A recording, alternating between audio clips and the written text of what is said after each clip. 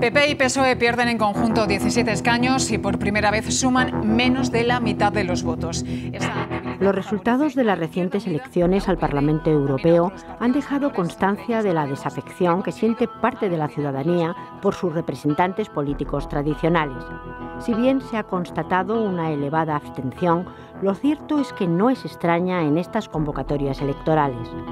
Lo que sí ha resultado singular ha sido el alto voto de castigo sufrido por las dos principales fuerzas mayoritarias que en esta ocasión apenas han llegado al 50% de los sufragios válidamente emitidos, cuando en la anterior convocatoria alcanzaron el 80%. Y asimismo, la irrupción de nuevos partidos recién constituidos con amplísima representación. Pendiente de análisis más estrictos, parece evidente que esa es la cuestión que más desarrollo ha recibido por parte de la prensa y del sentir a pie de calle los primeros días desde el fin del escrutinio.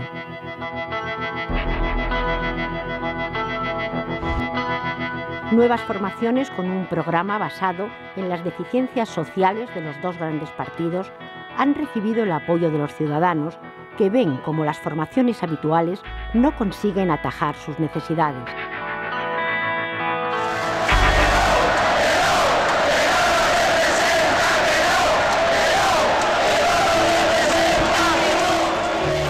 El movimiento 15M aunó ese sentir.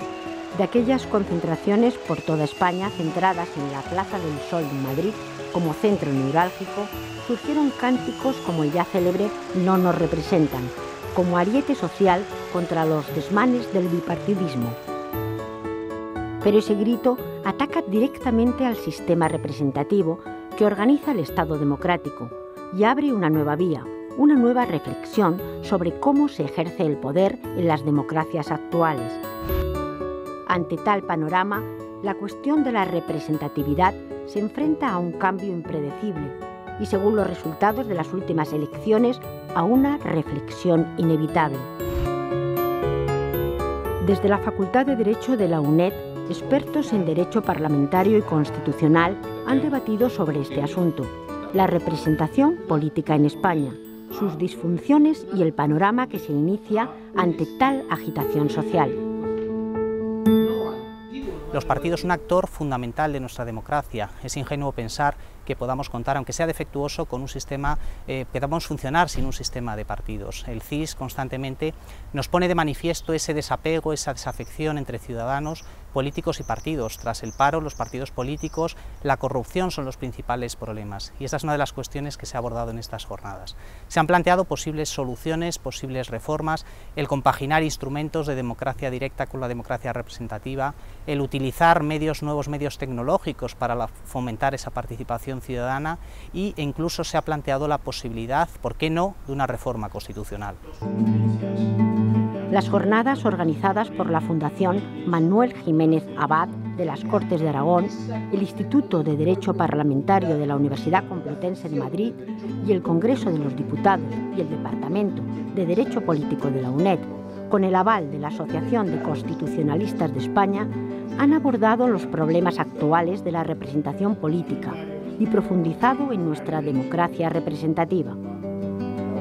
De la mano de los expertos participantes en las jornadas, repasamos en qué consisten esos problemas, dónde surgen y una posible respuesta desde la reflexión académica al futuro más a corto plazo.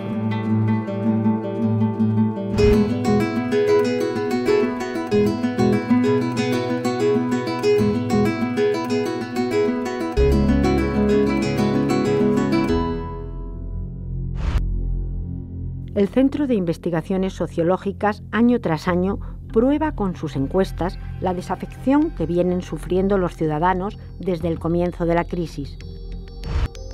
Por solo citar la última de las encuestas publicadas, la correspondiente a abril del 2014, en la que se pedía a los encuestados que señalaran los tres principales problemas existentes a su juicio, los resultados obtenidos fueron los siguientes: paro 80,3%, corrupción y fraude 36,3%, problemas de índole económica 28%, partidos políticos y política 26%. A mucha distancia se situarían asuntos como la sanidad, los problemas de índole social, la educación, los recortes o la inseguridad ciudadana. Habría que ir hasta la encuesta de abril del 2009 para que los valores negativos de la política solo fueran apuntados por menos de un 10% de los encuestados. El ciudadano al final termina percibiendo que los políticos toman decisiones económicas que afectan directamente a su bolsillo desde un punto de vista erróneo o equivocado, y que llevan este tipo de decisiones desde parámetros que a día de hoy, desde el punto de vista de las consideraciones políticas, son anticuados. Y luego la segunda de las causas de estos niveles de desafección política, bueno, pues también es la ausencia de responsabilidades políticas. Es decir, el ciudadano al final termina percibiendo que por los errores cometidos en esa mala gestión económica, ninguno de los políticos actuales dimite como consecuencia de haber tomado una mala decisión política. La propia desafección ha transformado a los electores. De una posición pasiva han pasado a otra activa, por la que deciden involucrarse en la vida política al margen de la actividad de los dos partidos más tradicionales, ante la imposibilidad de que estos últimos satisfagan sus necesidades ante la situación de crisis. Yo creo que hay un alejamiento de los ciudadanos del sistema parlamentario y del sistema representativo, esto es evidente, ¿no?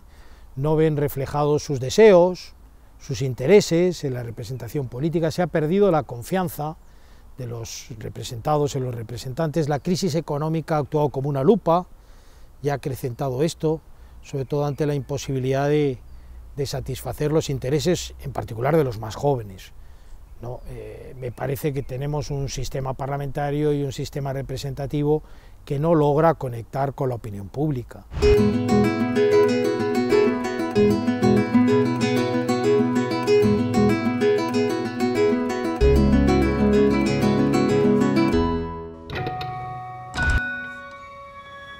Dos ejemplos, dos situaciones recientes que para los expertos definen a la perfección los intereses enfrentados entre políticos y ciudadanos. Por un lado, la insistente participación de la ciudad de Madrid en la carrera por conseguir albergar unos Juegos Olímpicos con dudosos resultados. Y creo que, por tanto, que Madrid no debe buscar la celebración de los Juegos del año 2024. La cuestión está en celebrando unos Juegos Olímpicos efectivamente vamos a generar riqueza para el país, o a lo mejor sería más interesante destinar ese dinero a abrir, por ejemplo, un centro de innovación y de investigación que desde luego probablemente tenga mayor repercusión en la economía a largo plazo que lo que es la celebración de unos Juegos Olímpicos. Máxime cuando hay varios estudios ya que señalan que la celebración de los Juegos Olímpicos no es la solución. Hay un estudio en Grecia que lleva a pensar que uno de los orígenes de que se disparase el déficit público en Grecia de la manera que se ha disparado y de que al final derivase la gran crisis económica fue la celebración de los Juegos Olímpicos de Atenas 2004. La profesora Esther González ve en la gestión de la gripe A otro ejemplo de despilfarro económico con intención electoral más allá de las necesidades de esta supuesta crisis sanitaria internacional.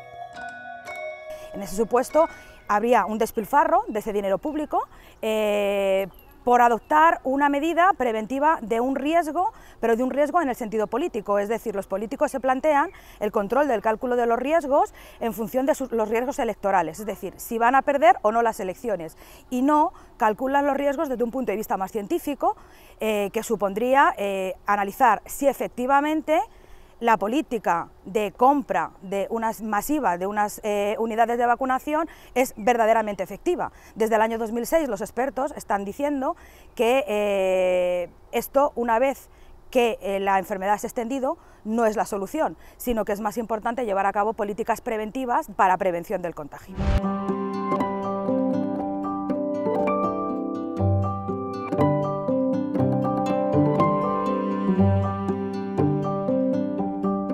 Es evidente que los partidos políticos son instrumentos necesarios e insustituibles para canalizar la relación entre Estado y sociedad. Ello no impide que existan elementos perturbadores de tal relación y que se encuentran en el eje de la desafección y distanciamiento ciudadano. La partitocracia, hay un exceso de poder de los partidos en el Estado. Los partidos están más en la sociedad que en el Estado que en la sociedad, y esto no es bueno. Incluso su poder se ha proyectado sobre el circuito de garantía, el Tribunal Constitucional, el Consejo General, el Banco de España. Esto habría que verlo. También el sistema electoral no es suficientemente proporcional en el Congreso, dificulta mucho la presencia de terceros y cuartos partidos, y habría que plantearse pues, o desbloquear las listas o ir a un sistema de representación proporcional personalizado como en Alemania. La selección de los candidatos pues, no está escrita en ningún sitio y tienden a hacerse digitalmente, es decir, a dedo. No, son muchos, pero estos que digo, mejorar la selección de los candidatos, fortalecer el papel de las minorías en los parlamentos, no hay control, no hay responsabilidad política. Es decir, tenemos una democracia representativa pues elitista, oligárquica y con poca participación. La propia regulación interna de los partidos suele distar de la realidad que pretende la ciudadanía. Los partidos que tradicionalmente se han turnado en el poder en la actual democracia española carecen de procesos internos propiamente democráticos. Bueno, es un hecho que la democracia interna de los partidos es manifiestamente mejorable y que algo habría que decir la ley de partidos sobre esto y no solo confiar en los estatutos de los partidos. Me imagino que la confección de los programas electorales y del programa de gobierno no se hace de manera suficientemente participativa. Por ejemplo, unas primarias abiertas contribuirían a que los ciudadanos participaran en esto, ¿no? Tampoco la selección de los candidatos, no sabemos cómo se seleccionan los candidatos, temo que a dedo. Pues hay varias asignaturas pendientes y habría que confiar no solo en los estatutos de los partidos, sino una ley de partidos que no fuera anoréxica o preocupada solo de la disolución de los partidos antidemocráticos, sino que tocara esto un poco.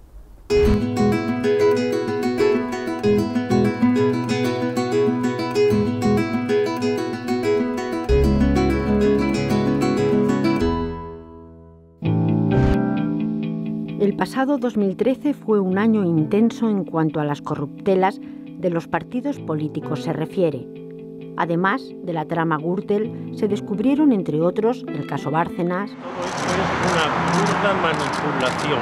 Ni existe ni ha existido ninguna libreta secreta. El NOS, que involucra directamente a la Casa Real, o el caso de los seres falsos en Andalucía, como los más significativos e hirientes para los ciudadanos, según se refleja en las actitudes a pie de calle.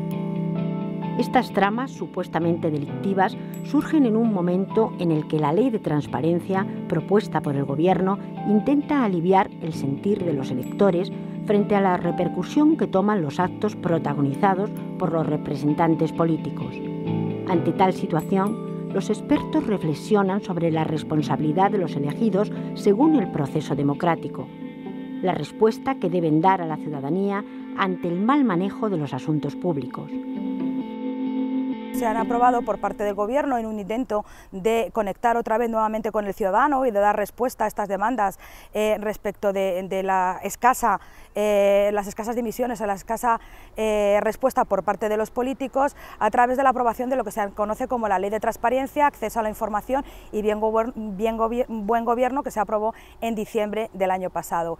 Esta norma lo que viene a establecer en su artículo, establece una serie de causas por las cuales se podría llevar aparejado una serie de sanciones, pero en el ámbito concreto de lo que estamos tratando, en el artículo 28, habla de las responsabilidades económico-presupuestarias, que básicamente vienen a suponer que el político no puede gastarse más del dinero que tiene ni comprometer hasta determinados niveles de deuda. Y le atribuye las sanciones más graves previstas en la norma, en este artículo 30, que es la inhabilitación y la destitución en el cargo. Pero si analizamos los esquemas concretos de la responsabilidad política, la destitución en el cargo no deja de ser la sanción típica de la responsabilidad política y lo único que lleva aparejado es un supuesto de inhabilitación, pero eso es el castigo típico de la responsabilidad penal. Por lo tanto, realmente no tengo muy claro si estamos hablando de una nueva forma de exigencia de responsabilidad penal.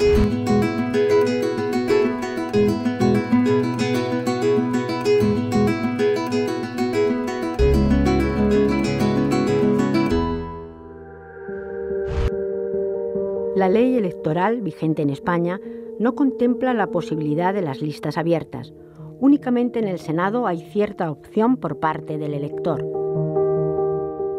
Esta cuestión copa debates televisivos y reflexiones académicas sobre la conveniencia o no de reformar la ley para que los ciudadanos participen de una selección más directa de sus candidatos y así formar parte de un proceso activo de representación política.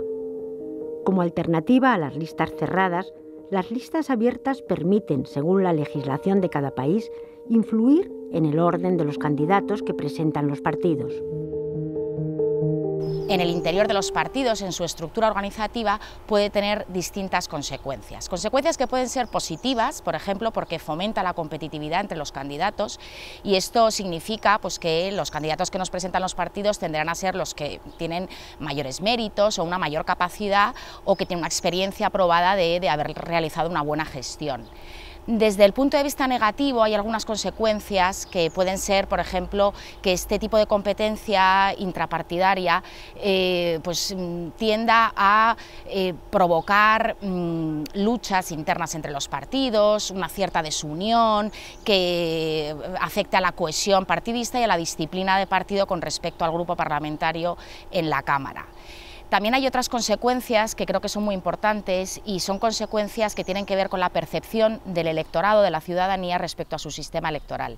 La apertura de listas o la flexibilización de las mismas no cabe duda que afecta a la satisfacción democrática del ciudadano porque se siente que está más implicado en todo el circuito representativo, que tiene un papel mucho más activo a la hora de determinar quiénes son sus representantes y por tanto a la hora de participar en el poder que realmente le corresponde como titular de la soberanía. En otros países de Europa, por ejemplo, se les permite a los electores que dentro de las listas que presentan los partidos políticos puedan alterar, en cierto modo, el orden de colocación de los candidatos de la lista. Estas posibilidades incluyen otorgar al elector uno o varios votos de preferencia.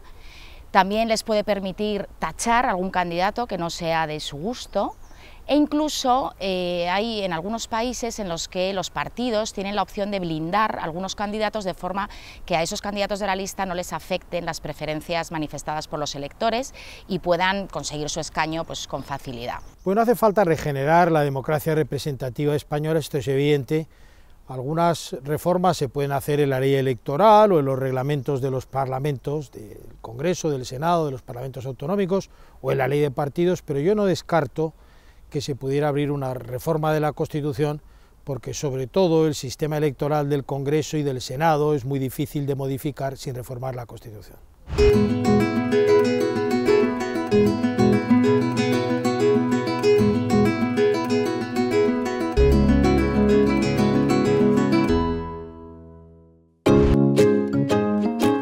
La cuestión de la reforma de la Constitución desde el punto de vista académico se plantea para adecuar la Carta Magna a las necesidades actuales.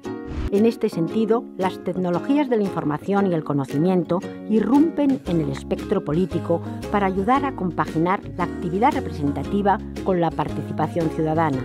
Así, otorgan un cauce de transmisión de conocimientos de ida y vuelta que, según los expertos, beneficiará a la vida política de las sociedades democráticas. Las nuevas tecnologías facilitan los flujos de información, la información es cada vez más amplia, es más rápida, es a tiempo real, nos permite conocer cuál es la gestión concreta que realizan los políticos y por lo tanto nos permite juzgar con una mayor información. Pero también nos pueden servir como instrumento para implementar esta reforma o esta apertura de listas que sin duda pues producirían un escrutinio y un recuento de votos mucho más complejo. Pues ayudándonos de estas nuevas tecnologías nos facilitaría bastante el escrutinio de los votos y la asignación de los escaños a cada uno de los partidos. La crisis económica y los casos de corrupción principalmente han acrecentado la desafección política. Por ello, los expertos proponen un debate, una profunda reflexión en este sentido para conseguir devolver el significado real a la expresión representación política e involucrar con los medios disponibles a todos los actores de la vida parlamentaria, representantes y representados.